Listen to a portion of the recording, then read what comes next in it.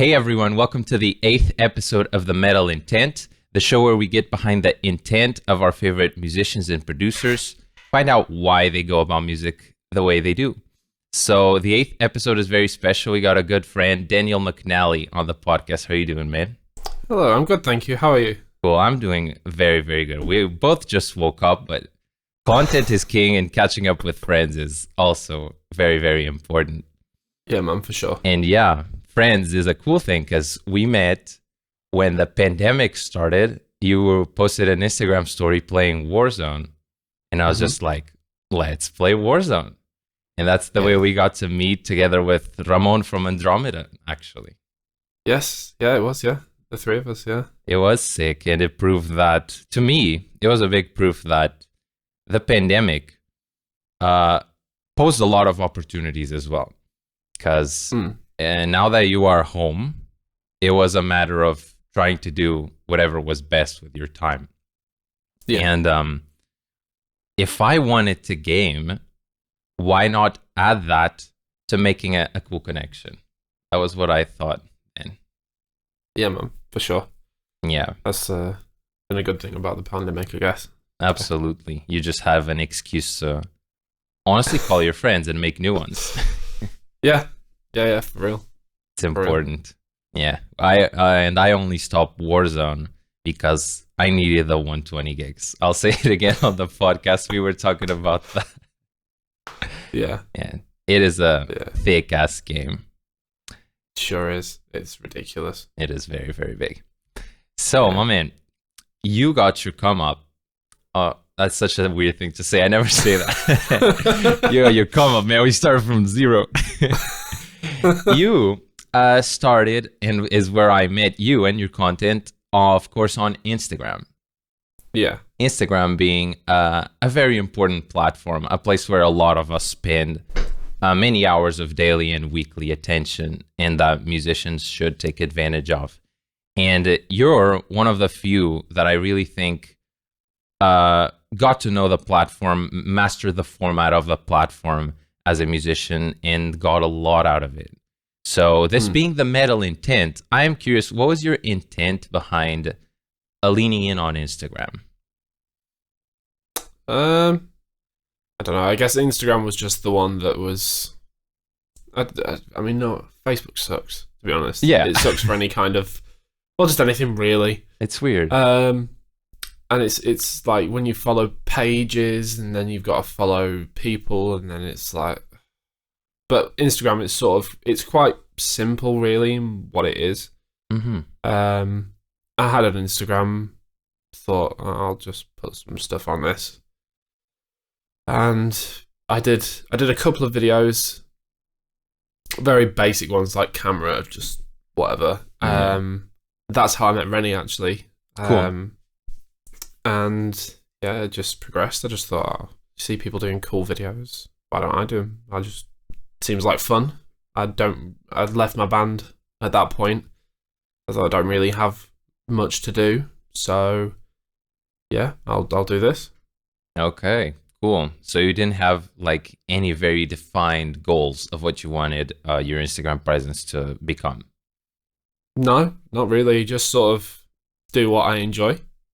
Great. And see what happens. Yeah, we come to that conclusion on the podcast a lot, that sometimes the best intent is just starting by doing a lot of what you love and then seeing what comes out of it. I think that's a good way to approach it. It seems to have turned out pretty cool. So that's nice. And when it comes to the format, Instagram, of course, being, I don't know if you're from the time where Instagram actually only had 15-second videos.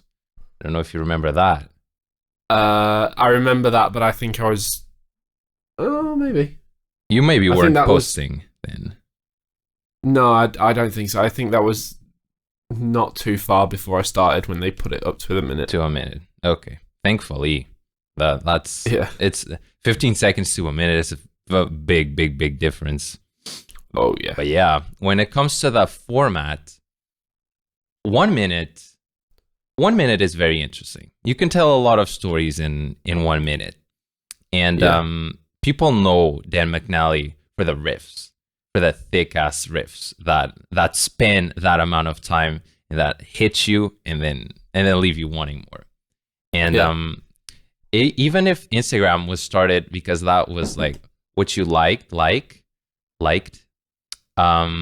I'm wondering if the format of writing a little riff or writing a little A-B song, 1 minute thing, was that something that was already within you? Like, were you already writing in that format, or did Instagram help shape you to compact something into the hardest hitting, shortest possible piece? I think, I mean, it started with the last band that I was in. Mm-hmm. We'd just done an album, and just probably like a year before, and we were thinking about material for the next one, and I was sort of writing bunches of ideas, just starts of songs really, or riff ideas or chorus ideas. So I was already kind of in the mindset of not writing a full song, just write little bits here and there to get the idea, because the other point was, what's the point of me writing a full song to present to the guys if either they're not going to like it or whatever, but it's just going to be a waste of time at that point for me, when I could be doing more, you know. So it was kind of already there. Interesting. Yeah, that's a good point when writing as a band. If you present a full song, you should be ready to change it, because at the end of the day, it's a band and you need input from everyone. So it's also a super valid strategy that you just present a banger riff and let everyone develop from that. I see. Yeah, for the most time, yeah. And then that lends itself to just posting the banger riff at the end of the day. Yeah, pretty much. And then it becomes a piece in itself.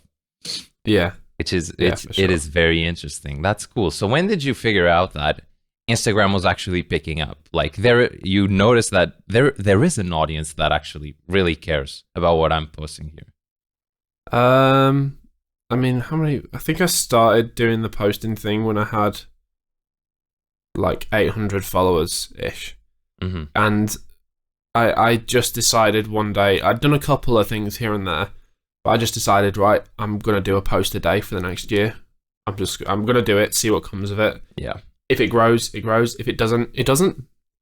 And the first month, I think I got about an extra 100. So I was kind of like, oh, it's all right. It's kind of growing. And then it just went up from there. And, you know, like a few months down the road, I gained like 4,000 followers in a month. Yeah. And I was like, whoa, this is ridiculous. Yeah, there are people here. Yeah. Yeah, I think it was when I got to that 10K. I see. That initial 10K. Because, I mean, if you have the swipe up function, you've made it. Yeah, that was the thing back then, wasn't it? Yeah, it was. Yeah, for sure. Yeah. And then you figure out people don't swipe up. They don't do it. No, I know. You're just like... okay. Here's to the next 10K, bro. Woo! It doesn't stop. No, it doesn't. It doesn't. But that was the... I think in terms of followers, that was that. Or the first 10,000 views I got on a video. That was quite fun. I see. So, yeah. The number milestones do help you like figure out when something is working. Because at the end of the day, if you're trying to maximize a platform for the reach and boom, number go up, you're like, okay, so that's how you do this platform. yeah, pretty much. Yeah, it's cool because a lot of people think, I used to think as well, it was very much about stuff. You used to think about stuff that wasn't the content. Everyone cares about what hashtags. Everyone cares about what time to post. Everyone thinks about how many times a day, how many times a week post. And at the end of the day, if the content's shite, like, no. yeah, it's true. I think I just went into it saying I'll just do 6 p.m. every day. Yeah, you just picked a fucking time and ran with it. Yeah, pretty much. It is what it is, and that's why I post at 6 p.m. now, because I just started and I got in the habit. I'd have the alarm at like 10 to 6 on my phone. Post. And get your post ready. And then it'd go up at 6 or thereabouts. Yeah. But yeah. It's cool. I mean, as much as it sounds arbitrary, like just picking a time and ran with it, you did have, at the end of the day, you did post every day for a year. Yeah, I think I did. You did do it. Yeah, I did. Did I do? Oh, did I do 12 and a half months, or did I do? Ooh, It was over a year that I did of boss. full days, and then I just went, no, I'm not. I can't do this anymore. Yeah. And even today, you still do day on, day off, which is still 180 times a year. Yeah, for the most part. This week I've just done two. I missed a day, but I've been away writing, so Yeah. I've those types of things have to take more precedence now than posting. So Yep. when the next lot of things come up, I'm gonna have to post slightly less. I'm still gonna do at least a video a week, because I still do enjoy it, but Yeah. it's just gonna have to calm down from what it was because I've got other things to do as well. So Absolutely. The whole point was that you posted a lot so that you found other things to do. exactly, yeah. Try and get a lifestyle and a job from doing that scene, I guess. Yeah. Which That is is, kinda weird. it is, but it is super cool that you had it. We're making like very short notice of it, but disciplining yourself to like post once a day for 365 days is actually no short order.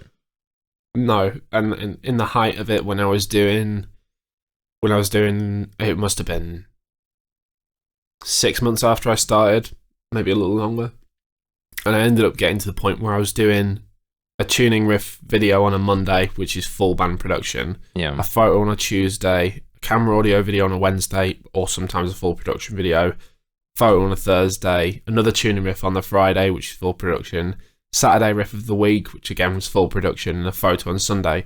You're thinking that's like minimum 3 videos a week where it's full production, multiple angles. Yeah. It gets to the point where it's really draining. But you're like, I've got to do this because I said I'd do it for a year, so I've got to carry on doing it. Yeah. But it really takes it out of you, man. You wake up every day and you just think, what have I got to do for today? Try and get ahead of the content, and as soon as you get ahead, you're just doing more. It's crazy. Yeah, man. I can imagine. Like, I do it myself, full band productions, and it might be a full song, but it's only like one a week. Doing Yeah. like 1 minute things, but being 3 of them a week, it's like the gym. It's like lifting less weight, but way more reps. Yeah, yeah, for sure. It's like volume instead of weight. That's Yeah. Yeah, man. And that's the whole point. Like a lot of work. That's why Yeah. I did emphasize, even if we're talking about it very casually, that was a very disciplined decision by you, and that did take a lot of work, mental strain. Yeah, like I've had a few people speak to me about it, and ask about the 1 post per day thing, and they've gone, right, I'm going to try it. And some of them get like 2 weeks deep and they go, I can't do this. Some of them get like a month deep and they go, I can't do this. Yep. It's difficult, man. It's It is. very difficult, but it's just that dedication. It is the dedication and the realizing, which you did, that there was this opportunity. Like, here's this platform where people are paying attention. These guitarists that I want to touch are spending their weekly hours on Instagram, and I want it to be me they're looking at. Like, why can't that be me? And then how can that be me? If I do one a day, I'm gonna be in someone's mind every single day. Yeah. It actually is as simple as that, but then it's not as easy as that because you gotta be there every single day. Yeah, exactly. It is. And if you want to have any level of quality, even if it is a simple guitar picture, you got to know your photography. You got to know how you make a guitar look good. You got to know how do you get people engaged into a guitar photo. And there is a lot to it. And you make great work of it, I think. Oh, well, thank you very much. No, absolutely.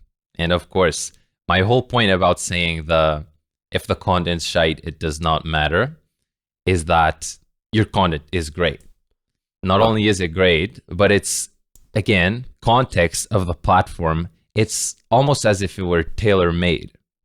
It's stunning guitar pictures that stop you when you look, and then it's riffs that last the correct amount of time. They have the hookiness and they have the shock factor, or they have the wow thing. And it's context on platforms is very important. The way Gary Vee says it actually is content in context. Because if you if you repost whatever, if I were to repost this 45, 60, 75 minute thing to IGTV, that's not Instagram content. No, it's not. It is not. No. It's got to be short, grab your attention out of the gate, because people have like the tiniest attention span, really. Especially on Instagram. Oh yeah, it's like that whole 2 second, well, not even 2 seconds. You get a second. If it doesn't captivate you, they just scroll onto it. Nope, scroll. That's it. You need to go right there, right then. It needs to capture you. Mm-hmm. So, yeah, there's people that take that and they make it a very negative thing. I talked about this with Andrew Baina on the other episode, because he's been doing very well on TikTok, actually. And TikTok is like, basically, if our generation, complained that Instagram was a short attention span thing, TikTok is that, and even to a further level. Yeah. So he was talking about that too, and talking about how people will grab that and they'll say, that's a bad thing. Blah, blah, blah, my attention spans, blah, blah, blah, my something, something. And here's the thing. That argument is very valid if you're trying to make a point about, I don't know, people's mental capacities in the future, what patience in our kids is going to look like. But if you're making a point of how can I make it as a musician on these platforms and try to harvest this audience to my benefit, you take it at face value, you just realize what it is, and then you work it. You do a funny face on second one of the video so that people will watch the 45 seconds that's after. Yeah. You just you do it. Yeah. I think, yeah, that's exactly it. You know, the funny faces thing, that just started as something I already did as well. Yeah, you're very much a funny face individual. That's right. Yeah, exactly. But people remember it, even though it's just me being an idiot. No, absolutely. It is true that authenticity always wins. So it's the whole point that we've been coming to, that it was within you anyways to just do the sick riff. Because on the band context, you just did the sick riff and you show the band. That was already you. You weren't a super progressive guy that cooked up a 10-minute prog journey and that was you. You were the guy that did sick riffs. So your authentic music self already translated well into Instagram, and then you just sprinkled on top funny face, great guitar pick, and you got a banger set of content to really harvest the audience of a platform. Yeah. Thanks. That's it. And then the lesson for someone, if someone listening is the guy that likes to cook up a 12-minute prog journey, there is some things that you might need to accept if you do want to like get the most out of the audience on these platforms. And then if you actually artistically are just not willing to make some of those compromises, find the platform that won't force you to. On YouTube, people have longer attention spans than on Instagram. I am capable of watching a 12-minute YouTube video, but I am not capable of watching a 12-minute IGTV video. Yeah, no, I'm the same. You are on different mindsets when you're on different platforms. Yeah, you are. Exactly. You know, so find the one that does not constrict you if it really is a problem. Yeah, exactly. Exactly right. Cool, man. But it's cool that, to me, you're like the perfect storm for Instagram. Daniel really is the guitar perfect storm of a sick riff, a sick pick, a funny face. And it's cool that a lot of people don't find the platform that they work on. Like, I work on YouTube. I like that medium-sized production, paying homage to an artist with a cover, like making a bigger video. That's where I really found my my audience because people wanted to watch that. And then I take Instagram as a derivative by chopping it up in shorter videos and taking some pictures. So, for example, here's my example. I probably wouldn't have done just Instagram like when you started. Yeah. And I still managed to make it work. So, yeah just an example there. Yeah, cool. Yeah, absolutely. Okay, so from riff snippets to full songs, you have a few projects, and one of them is THICC, which I wanted to wear the shirt on for this podcast, but it is doing laundry because I wear it too often. But awesome. Yeah, THICC is you and Renny Carroll, who I actually first heard on John Brown's Flux Conduct, was where I first heard Renny Carroll. And if people haven't heard, Renny Carroll is very cool because he is a metal singer, but he has very much an R&B flair that makes stuff super special. And when you mix that R&B flair with Dan's funky heavy riffs, you get a really cool combination. So like, what's the intent behind THICC? What do you think about when a song is going for the THICC project? I don't know really. It's kind of like when we first started talking about doing this, it was before I'd started the whole Instagram thing. It was like one of the very first videos I'd put out, just a really crappy iPhone video of something, but he just commented on it saying they really enjoyed it, and then sent me a message and said, yeah, we should have a call sometime. And we sent like an email back and forth talking about stuff, and just like, do you want to start a project? It's like, yeah, cool. So we had this email chain of things we wanted to be in. If we did a band together, we wanted certain things. So he would say, I want really, I want this, and I would go, well, I want this, and just sort of describe the flavors. And by the end of it, we had a call, and we just went, yep. So we're on the same page about what we want. And it's basically just like you say, thick riffs, but super catchy choruses and mean hooks, but breakdowns. But it's got a cool balance, but it's more of a less metalcore balance and more, I don't know, trying to make something that's a bit more seamless between sections. Yeah. Because, so I just talking earlier about the whole, you write a riff and a chorus idea and present it. Well, with THICC, it is different. I will write a full song and I'll go, here you go. Vocals, please. Yeah, pretty much. And he'll comment on the music and things like that, and I'll comment on the vocals, and we'll work together. Like Thickmas, he called me and he was like, can we do a Christmas song? I was like, yeah, all right. And I had this riff that started with a riff that I'd just written like a week before, and it just fit, and we were like, cool. And we wrote the entire Thickmas song on that one call. It took us about half an hour to an hour, and that was it, song done. Sick. That's really cool. That's the one that you went with the do do do do do do do do do. Oh yeah, dude. I challenge you to go through that video and see how many Christmas song references you can find. Oh, interesting.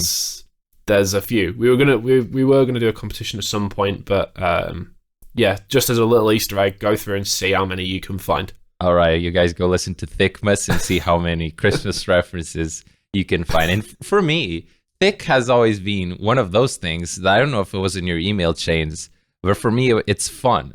Like, THICC should be fun. I always see THICC as just fun. Yeah, well, that's it. We neither of us take ourselves seriously. Yeah, we don't. It's kind of like, it's not so much a serious band where people do the whole photos and things like that. It's just not who we are. You know, there's got to be elements of serious in it, obviously, because the music has to come out and it has to sound good, and you've got to have that sort of business mindset. But at the same time, with the photos we do, or with the content, leading up to the Thickmas release, we did a fake interview. We did I remember. We did a fake Skype call thing, which actually transpired from the original call we had about the Christmas song. where it starts with him going, I really want to do Christmas, and I'm like, oh, do we have to? It's actually Was kind of like how that. it went. Yeah. But, It's what's the fun. point of being serious Yeah, right. And all the time? it comes back to authenticity, because there's people that are going to be serious because that's who they are. But Yeah. if it's not who you are, why do you need to like fit into the mold of being a hard-ass serious metal band? You do not. Just be who you are. Exactly. Super sick. I think that's the most important lesson. But again, there's things where you want to be serious, and one of them, as you said, for you was production. It needs to sound like great. Yeah. Yeah, and Yeah. I'm interested because at least a lot of my friends, they've said, Dan, he's like, he only posts on Instagram, and he gets some of the sickest like full band mixes from a bedroom with programmed drums and then bass and then guitar. Like your shit is punchy and cool, and I'm interested because people do care. How do you go about learning mixing? What is your story behind learning how to mix and like produce your own stuff? I mean, it kind of just came from a culmination of trial and error, YouTube videos, and I mean, I started with music tech in the school. Oh, But I kind of didn't really get it the way I was presented with it. It's kind of, you learn to use that software there and do it a certain way so that you can pass your exam. yeah, And school in a nutshell. Yeah. And it was Pro Tools, and it was a mess, and I just didn't like it. Then I went to college and I did 2 years music tech there, 16 till 18. Okay. And again, I didn't really learn much there, which isn't by way of them teaching us wrong, but I had sort of already just done my own research and already passed sort of what I was being taught. Yeah. It's like when we had our final exam, when we had to do a recording of a seemingly full band track, I with the drums, I just did a basic parallel compression bus, because I was like, the snare needs to hit more, this, blah, blah, blah, blah, blah. I'm going to use a parallel compression. And I was told I couldn't use it because that was too advanced for the production, and the examination board would think I was cheating because of that. It's like, yeah, all right, that totally makes sense. Well done. I am now leaving. Yeah, I was like, I've had enough of this now. So I just did my own thing and kept going, really. You can tell the difference though from when I started production to what I'm at now. Yeah, for sure. The first two words you said was trial and error, and that's usually what I tell people. They're like, "Where'd you learn to mix?" After I actually tell them, like, "Oh, nail the mix. URM Academy is a big part of who I am as a producer, thanks to the community and the videos of people actually mixing in front of me."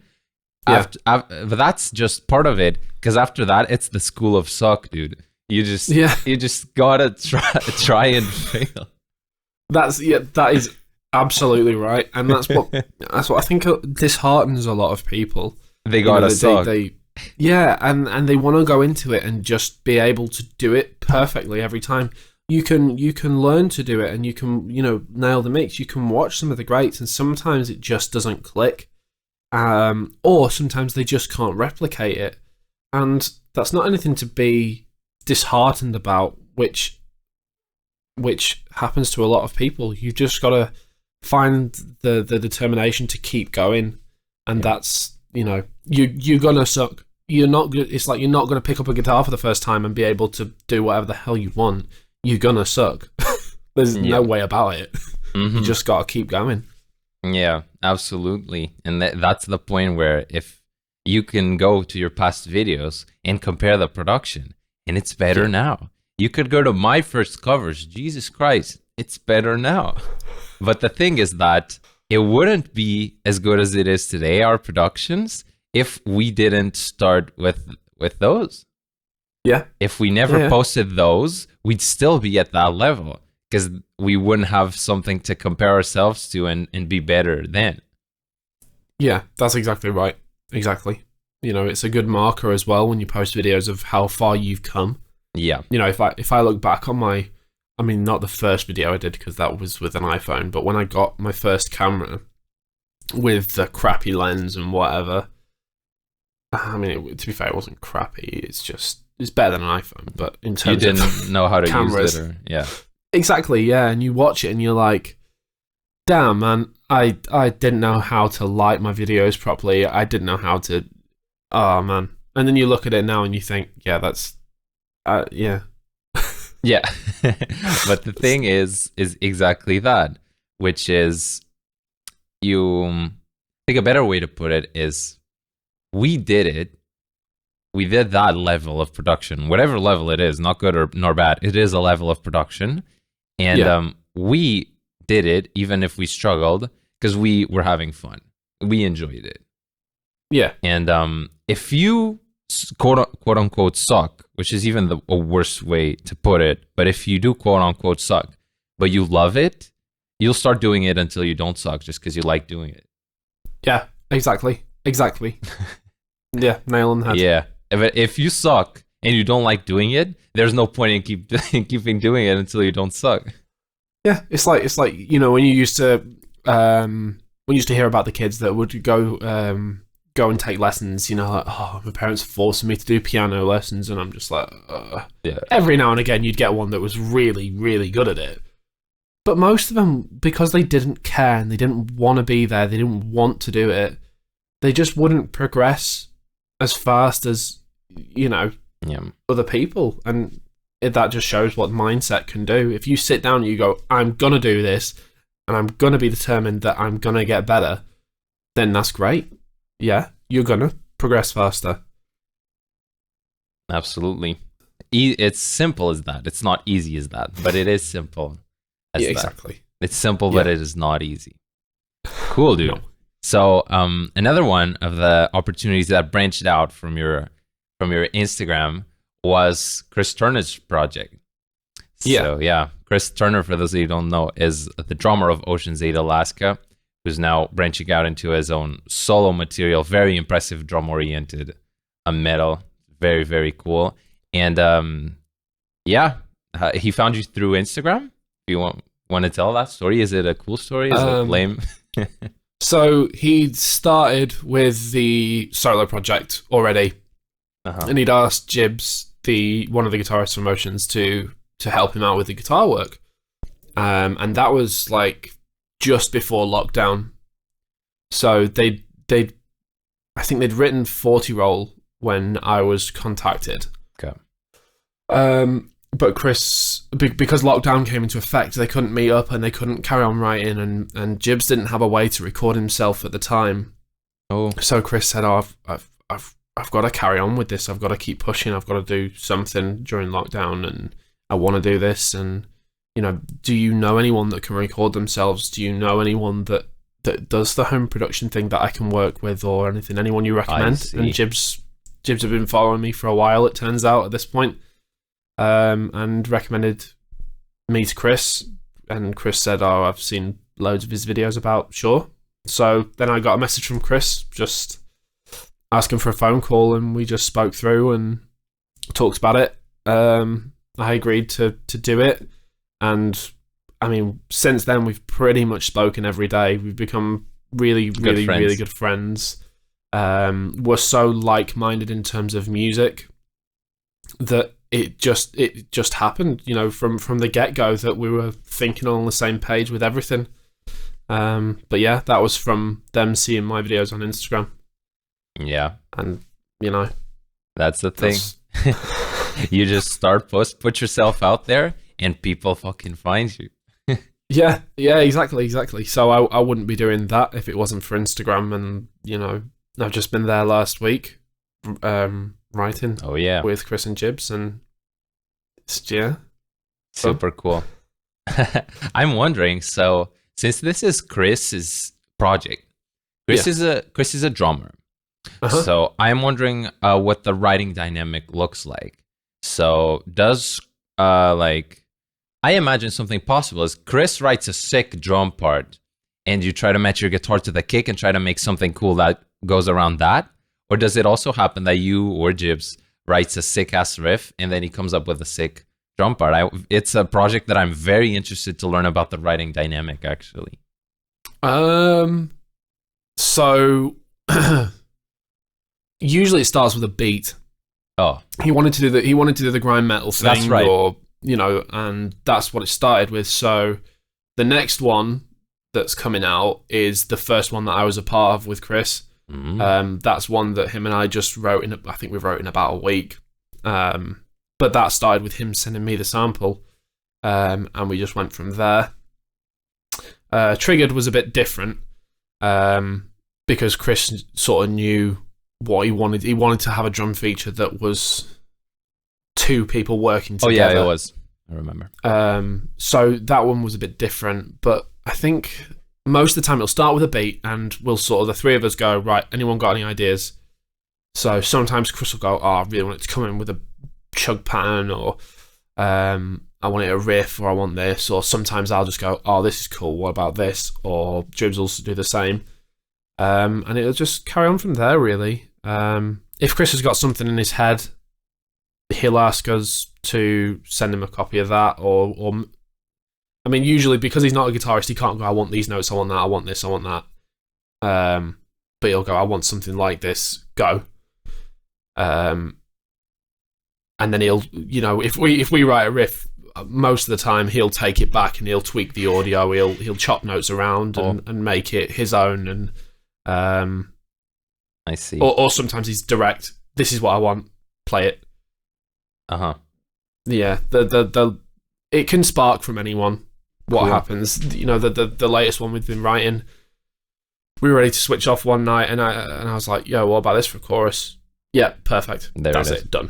Yeah. And then he'll write the drums to go around that most of the time. But I said to him when I was down, you have to write a full song on drums. You have to just do it. You have to do whatever the hell you want to do, and we'll make work whatever we can to go around it, because that's you. So yeah, why shouldn't we do one that's like that? That sounds like a super interesting writing exercise. Like, you just get given drums. Yeah. Well, it's always good to try different ways to write. Like, the next THICC song that's going to come out started with Renny going, "Yo, here's a full song of vocals. Go."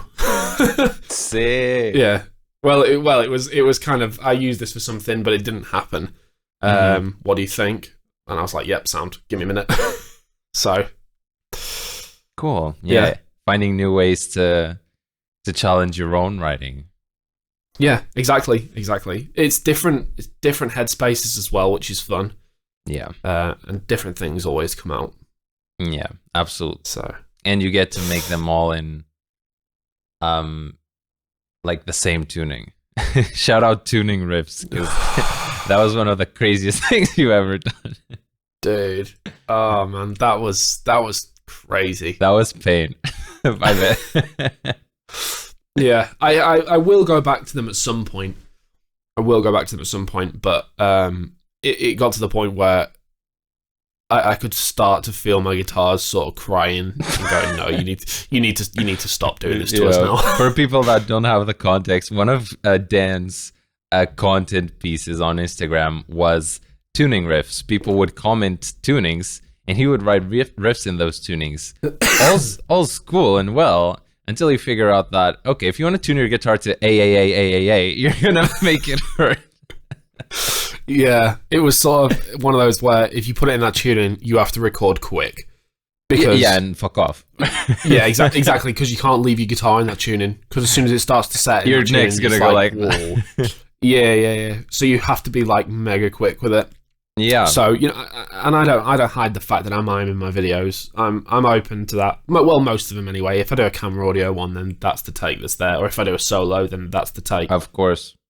But the riff ones and things like that, because you can't do in my eyes, you can't do a video and focus on perfecting what you're gonna do.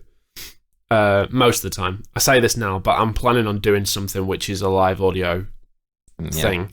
But yeah, so you just gotta. I forgot where I was going with that now. Yeah, you said tunings and be okay with editing. Yeah, so by the time I was doing the videos for the tuning riffs, I'd hear my guitar in just like standard drop D or something when I'm playing this stupid ass riff in whatever tuning, and I'm like, I've got to try and remember what I played because I can't hear what I'm playing. So I'm like, what? So that was difficult. Of course, not to hurt your guitars, but the tuning talk is always a good one for the nerd guitarists. And what tunings eventually like become your favorites? Because one good thing is you did go down to 432 because of Jibbs and Chris. Like Chris also does 432 because of Ocean's 8 Alaska, right? Yeah, they play in 432. Yeah, you're rolling your eyes. It's pretty fucking dumb. So it's in fairness, it's something we joke about a lot. Yeah. In terms of just digging each other for it, but they play in 432. So when I do that stuff, it has to be 432. Of course. But I immediately come back to 440 when I'm done with that because But there's reasoning behind it, you know. So if I do tabs for stuff, or if I do this, I want people to be able to look at the tabs and play it and go, yeah, that sounds right. Whereas if they do the 432 thing, you have to find a tuner that'll go to 432, and then you have to, you know, tune that, and you have to do this and do that. But the Guitar Pro doesn't sound in 432, as far as I'm aware, anyway. So it's sounding in 440, but you're trying to listen to the track and play, which is in 432, and it's like, from a guitarist standpoint, it makes it a lot more difficult. Yeah, it's interesting. For the people who aren't aware, Ocean's 8 Alaska do not tune to A equals 440 hertz. They tune to A equals 432 hertz, which is approximately 1/3 of a semitone down. So all Ocean's 8 Alaska songs, if they're in drop B, they're just shy of drop B, a little bit flat. And it sounds very cool. As I'm passionate about these things.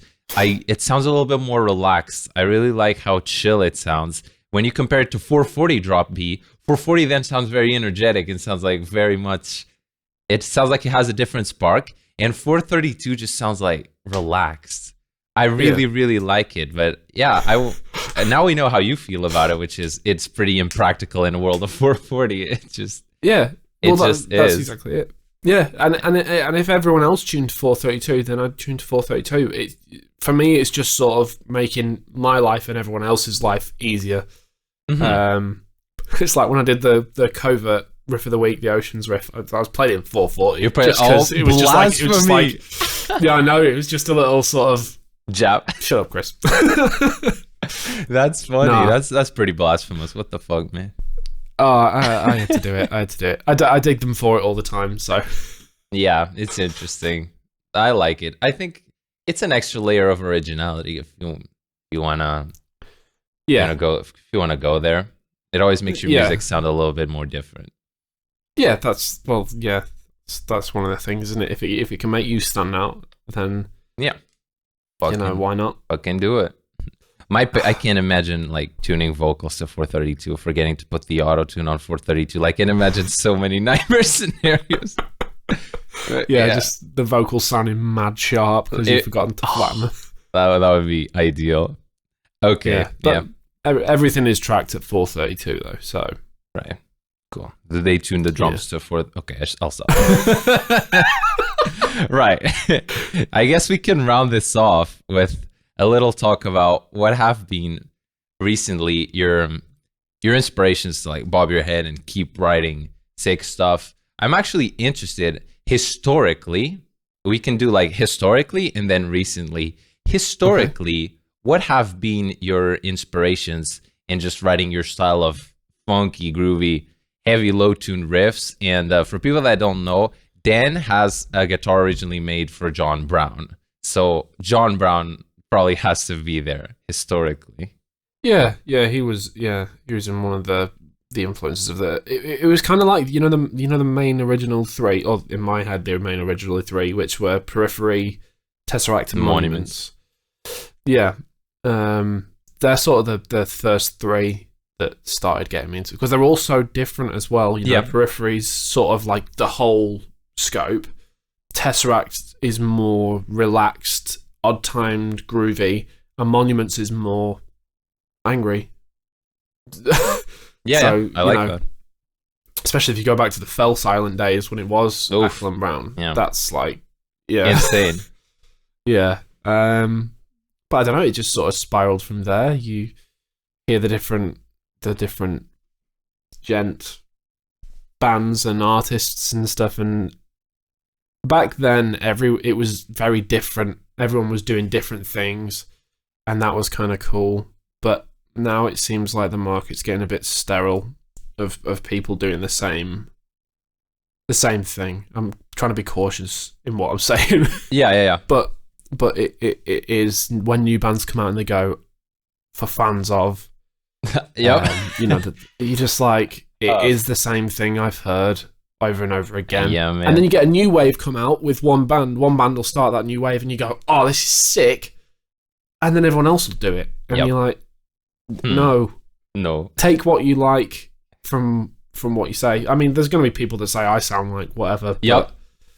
But, and people that say you sound like whatever. But the thing is, you got to just try your best to do what you want to do, what comes out naturally, because you can't force yourself to. I mean, you can, but you shouldn't force yourself to write like someone else because it's been done. If it comes out naturally, then that's kind of different, but I don't think a lot of people do the natural thing. They hear so much of one person and go, I like that so much, I'm going to imitate it. And it doesn't come out the right way, I think. Yeah. It doesn't come out in an artistic way. It's more of a, I want to do this, so I'll do it. You get what I mean? I do. I've said, I think you actually put it pretty elegantly. It's hard to say. It's always a hard conversation to have because we're talking about artists that we really, really respect. Yeah. But it's just very true. And Finn McKenty on the Punk Rock NBA just posted a video that was like the problem about progressive music. And that is one of the problems, which is it progressive if you're copying another person that was progressive at the time? Yeah. You're copying, so it's not progressive. That's just the name. Yeah. So at the end of the day, you are not progressing per se. Yeah, that's it. And you've got to find things that make you different. Now, you can tell the originators of the certain styles and things. Like Phil Jarta has such an intense sound. Yeah. You can tell when people replicate that. As soon as people band on the 24th, like, okay, stop. Yeah, exactly. Yeah. Or Northlane. Northlane have such a diverse sound. Well, they did start sort of more metalcore with that first album, I think. Yeah. But then it's progressed, and look where they're at now. Literally progressed. Like, yeah, exactly. They're a perfect example of progressive music because of what they've done. Here's the thing: you wouldn't call it progressive because that's. I hate labels. I've been saying this all the time. I hate genre names. I hate labels. It's so fucking dumb that we try to put words on something that at the end of the day we like because it takes no words, which is music, and we just try to box it. And it's so hard and sometimes counterproductive because Northlane, if you're talking about the word progression, forget progressive music, forget that notion. If you talk about progressing and you hear Northlane 1 and then you hear Northlane, they go from that to like the sound they had in the middle with Mesmer and Node. And then you go to now Alien and the new songs, Clockwork, that have this very much synth presence. Like, that is progression. That is changing your sound. But you don't call it progressive music because it's not in 7 or some shit. Like, it's you gotta distinguish progressive from just something that progresses. It's very weird that progressive is a genre because all music should be progressive in a certain way. Yeah, I get that. Yeah. It is hard to pigeonhole things now. Right. But it's just metal, isn't it? I mean, yeah, it sure is. So if those are historic inspirations, more recently, what has been like the things for you? Like, if I guess, Mick Gordon and the Doom soundtrack is something that I think you reference a bit. Yeah, I mean that's something that I go back to if I just want something big and loud and in your face, or yeah, that's one of the ones that's is still on my library, on my iTunes library. So it does go on a lot because it's just sort of it's on my page and I know I like it and it'll go on. Yeah. I'll have a look now. I'm trying to think what I do. Yeah, it's always cool to literally have a look and see, and you're probably like, oh, these guys. Forget about these guys. Speaking of forget about these guys, well, I don't forget about them, but I've just not listened to them. Did you listen to the most recent Kingdom of Giants album? I've been recommended it, and I listened to a few songs. Yeah, that bobs. It's called Passenger. You need to check that out. Sure, it's very good. Yeah, I've heard it sounds like big and cool. Yeah, huge. Very nice.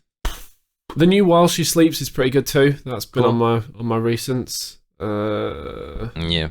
Give people those recommendations. Yeah, I don't know.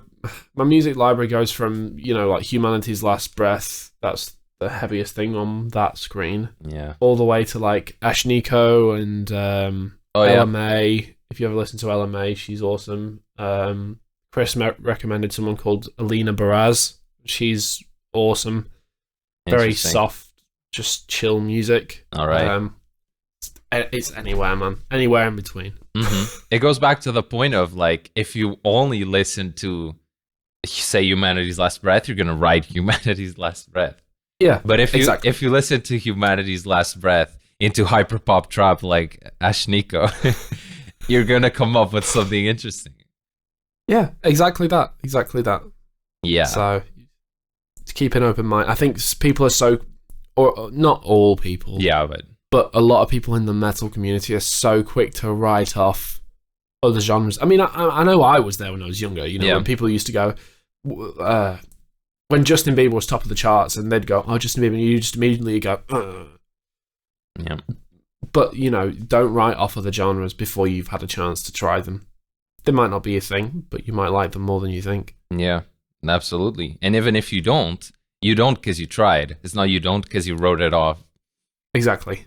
Yeah, got to keep that open mind, man. Absolutely, open mind, variety. Name of the game if you don't want to become a carbon copy, I guess. Yeah, exactly. Easy enough. Exactly. Okay, man. I think that's a great place to round it off. Thank you for coming on. And my pleasure. Thank you for having me. What do you want people to go listen to? Chris Turner? Chris Turner. 2 songs out, 40 Roll and Triggered. Is what's coming out today, Chris Turner? You have something out today, do you not? Oh, that's yeah. So that's a riff on my Instagram today. All right. That's I was messing with ring mods and I made something cool. Oh, yeah, see, just trying new shit. Go listen to THICC. Yep. I start tracking the new THICC song. Wait, what day is it today? Friday. I start tracking the new THICC song next week. So that'll be out soon enough. And yeah, just keep posted on the Instagram because I also have some other stuff coming out soon, which is going to be cool. Very nice. But yeah. Cool. At Dan.McNally, my people. Yeah. Yeah, that's me. All right. Nice to have you. Thanks, man. Thanks for having me, dude.